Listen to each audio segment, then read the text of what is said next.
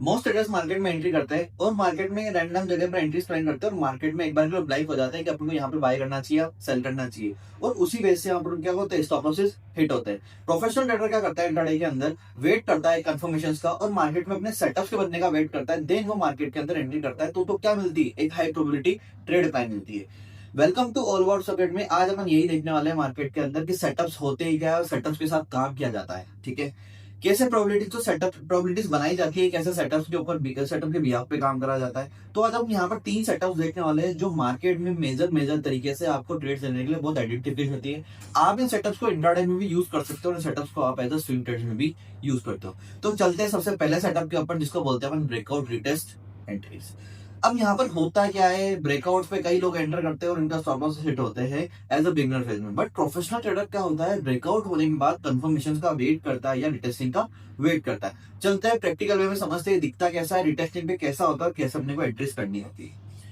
अगर यहाँ पर अपन देखेंगे तो जैसे मेरे पास यहाँ पर निफ्टी का चार्ट है और फिलहाल के लिए मैं यहाँ पर डे टाइम फ्रेम का यूज कर रहा हूँ निफ्टी के चार्ट के लिए। आज अपन यहाँ पर देखेंगे तो आप देखोगे एक रेजिस्टेंस पॉइंट ऑफ व्यू अपने को देखने को मिलता है जहां से मार्केट पहले भी नीचे आया था और दूसरी बार नीचे आया था। मार्केट ने क्या करा, इसका एक ब्रेकआउट फेज दिखाया, यहाँ से क्या हुआ, एक अच्छा खासा ब्रेकआउट देखने मिला। बट क्या मेरा यहाँ पर स्टॉप लॉस बड़ा हुआ? अब क्या होता है, बिगिनर प्लेयर जब ये ब्रेकआउट होता है इसी के साथ एंटर करने की कोशिश करता है कि शायद मेरा यहाँ से मार्केट हाथ से छूट ना जाए और मार्केट में एक बड़ी रिलीज देखने को मिले। बट क्या होता है, एक प्रोफेशनल ट्रेडर जो होता है इस ब्रेकआउट में रीटेस्टिंग का वेट करता है। मतलब वो क्या करना है कि ब्रेकआउट होने के बाद एक रीटेस्टिंग का वेट करना है, एक कंफर्मेशन लेनी है और देन फिर आपने यहाँ पर एंट्री करनी है। तो क्या है, इसको बोलते हैं ब्रेकआउट रिटेस्ट एंट्री, जो मार्केट में डायरेक्शन में काम करने में इजी देती है। अब आते हैं सेकंड सेटअप के ऊपर जिसको बोलते हैं सपोर्ट रेजिस्टेंस रिवर्सल सेटअप। यहाँ पर सबसे पहले आपको ये याद रखना है कि कुछ पैटर्न्स की आइडेंटिफिकेशन रखनी है। अगर पैटर्न ना बने तब तक आपको एंट्री प्लान नहीं करनी है। इसकी आइडेंटिफिकेशन रखनी है, जैसे हैमर हो गया, बुलिश इंगल्फिंग होगी, बियरिश इंगल्फिंग हो गई, मॉर्निंग स्टार हो गए, इवनिंग स्टार हो गए, इन सब की आइडेंटिफिकेशन आपको रखनी पड़ेगी। चलते चार्ट पे या समझते हैं कि सेटअप है क्या, सेटअप बनेगा कैसे और कैसे आप उन पे एंट्रीज को प्लान कर सकते हो। अगर मैं सेकंड सेटअप पे आऊं तो मेरे पास यहाँ पर कोटक बैंक का एग्जांपल है। कोटक बैंक में आप हम देखेंगे तो this was the resistance point of. सबसे पहले ये आइडेंटिफिकेशन रखना है कि मार्केट ने कोई ना कोई एसएल हंट किए हो। ठीक है, दूसरा आपको ये याद रखना है उसके साथ जब मार्केट रिवर्स हो रहा हो तो कोई पैटर्न हो, मतलब पैटर्न मतलब बीरिश पैटर्न या फिर बुलिश पैटर्न। उसके साथ आपको थर्ड ये याद रखना है, फर्स्ट ये हो गया, सेकंड हो गया, थर्ड आपको ये याद रखना है मार्केट के अंदर कि जब भी मार्केट रिवर्स करने की कोशिश कर रहा है वहां पर उसके साथ वॉल्यूम साथ में हो। इससे क्या आइडेंटिफिकेशन लेगी, ठीक है, मार्केट जो बुलिश जा रहा था उसके बाद जो रिवर्स हुआ वो वहां पर आपके लोग इंटरेस्टेड है यहाँ से कहीं ना कहीं प्रॉफिट बुकिंग करने के लिए या आपके साथ शॉर्ट होने के लिए। बट कई बार क्या होता है कि ट्रैप यहाँ पर देखने को मिलता है कि आपने शॉर्ट किया और एकदम से मार्केट ने ब्रेकआउट करा। तो यहाँ पर आइडेंटिफिकेशन क्या करनी है कि जब तक कोई पैटर्न नहीं बनता, क्योंकि पैटर्न तभी बनता है जब कहीं ना कहीं किसी बड़े प्लेयर ने वहां पर पैसा लगाया हो या लोग इंटरेस्टेड हो। तो पैटर्न मैंने आपको बता दिया और वही आपको यहाँ पर देखने मिलेगा कि मार्केट ने क्या करा कि मार्केट एक बार हायर पॉइंट पे जाता है, मतलब पहले भी रेजिस्टेंस से रिजेक्शन मिली, वापस उस हायर पॉइंट पे गया, उस रेजिस्टेंस को तोड़ा, मतलब आगे के जो सेलर थे उनको बाहर निकाला। उसके बाद मार्केट ने एक इनसाइड बार बनाई है, जिसको इनसाइड बार के बारे में नहीं पता उसका डिस्क्रिप्शन में आपको लिख के मिल जाएगा कि इनसाइड बार होती क्या है और आप उस पर काम करते कैसे हो। तो जैसे इनसाइड बार में इनसाइड बार का लोज ढूंढते हैं, आप यहाँ पर एंटर करते हो, स्टॉप लॉस लगाते हो, तो पैटर्न की आइडेंटिफिकेशन और मार्केट आपके डायरेक्शन में मूव करते हुए। ठीक है, ये हुआ अपना सेकंड सेटअप।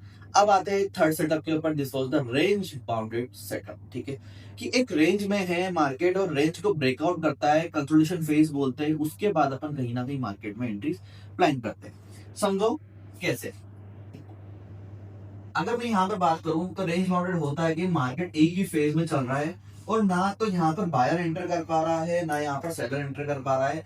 बायर भी सोच रहा है कब मार्केट का ब्रेकआउट दिखे और फिर मैं एंट्री करूं, सेलर भी सोच रहा है कब मार्केट ब्रेक डाउन करे उसके बाद मैं एंट्रीज करूं। ठीक है, अब यहाँ पर कुछ चीजें आपको आइडेंटिफिकेशन रखनी है कि मार्केट की ये रेंज होती है, ये क्या होती है, इन लिक्विड सी हो जाती है। मतलब यहाँ पर एक ही रेंज में मार्केट घूमता हुआ ना बायर बाय कर पाता है ना सेलर सेल कर पाता है, तो प्राइसेस इन लिक्विड हो जाती है। मतलब इंटरेस्टेड नहीं होते, हर कोई सोचता है कि मार्केट बाय जाए या सेल जाए। तो इन लिक्विड का मतलब क्या है, लिक्विडिटी जनरेट करने के लिए मार्केट में फेक आउट आना जरूरी है। फेक आउट आना इसलिए जरूरी है कि कहीं ना कहीं सेलर अट्रैक्ट होंगे, फिर से बायर अट्रैक्ट होंगे। समझो इससे कि अगर ये कंसोलिडेशन है और ये मार्केट की सेलिंग मतलब रेजिस्टेंस पॉइंट ऑफ व्यू में है, तो अगर एक कंसोलिडेशन फेज है तो एक फेज में क्या होना चाहिए, पहले एक फर्स्ट ब्रेकआउट अपने को देखना चाहिए और फिर मार्केट जाएगा, this was the liquidity creation, यहाँ पर अपन आराम से काम कर सकते हैं। तो पहला मूव फेक होना चाहिए और दूसरा मूव रियल होना चाहिए जो आपकी डायरेक्शन में जाए। वैसे ही जब market support point of view में हो और मार्केट के बाउंड में, तो पहला मूव फेक होना चाहिए और दूसरा मूव रियल होना चाहिए, तब जाके कहीं ना कहीं इस मोमेंटम में आप आराम से काम कर सकते हो।